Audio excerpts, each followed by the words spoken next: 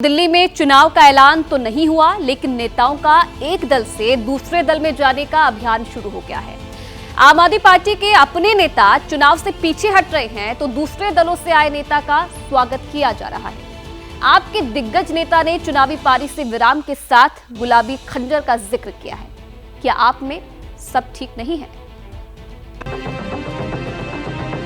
अवध ओझा, फिर जितेंद्र सिंह शंटी और अब सुरेंद्र पाल सिंह बिट्टू, इन तीन चेहरों की आम आदमी पार्टी में एंट्री ने दिल्ली की राजनीति में नए सियासी गणित के संकेत दिए हैं। इसी हफ्ते तीन चेहरों ने आपका दामन थामा है।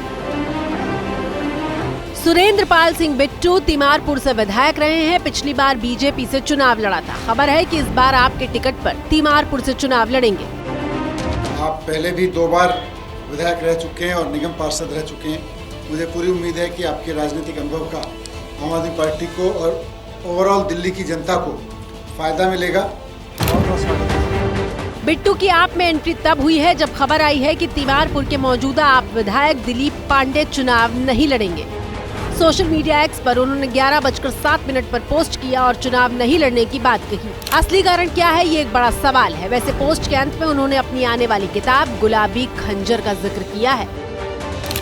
गुलाबी खंजर का चुनाव लड़ने से क्या कनेक्शन है ये तो नहीं पता, लेकिन राजनीतिक गलियारों में चर्चा इस बात की है कि आम आदमी पार्टी ने बड़े पैमाने पर विधायकों को टिकट से बेदखल करने की प्लानिंग की है। इसी प्लानिंग की चर्चा के बीच विधानसभा के मौजूदा अध्यक्ष रामनिवास गोयल ने शाहदरा से चुनाव नहीं लड़ने की इच्छा जाहिर की, उम्र का हवाला दे दिया और फिर लगे हाथों गुरुवार को इलाके के पूर्व विधायक जितेंद्र सिंह शंटी की आप में एंट्री हो गयी।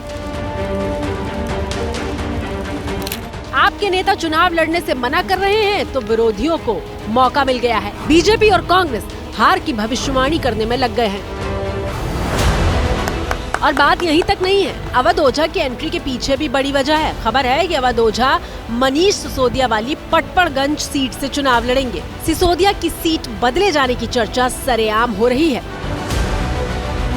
चुनाव जहाँ से लड़ेंगे, क्या पटपड़गंज उसमें एक सीट मानी? चुनाव की बात ही नहीं की गई अभी तक। मतलब ऐसा कोई पार्टी में जिसने 3 दिन से सबके साथ बैठ रहा हूँ, इन सब मुद्दों पे बात ही नहीं हुई कि चुनाव लड़ना है, ये करना है। सिर्फ ये पार्टी में जुड़ना है, पार्टी के साथ काम करना है। बिन मांगे मोती मिले, मांगे मिले न भीख। तो जब बिना मांगे सब कुछ मिल सकता है, आप खेलिए।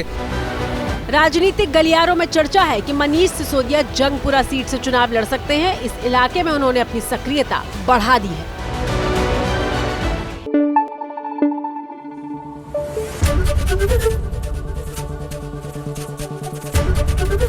एबीपी न्यूज आपको रखे आगे।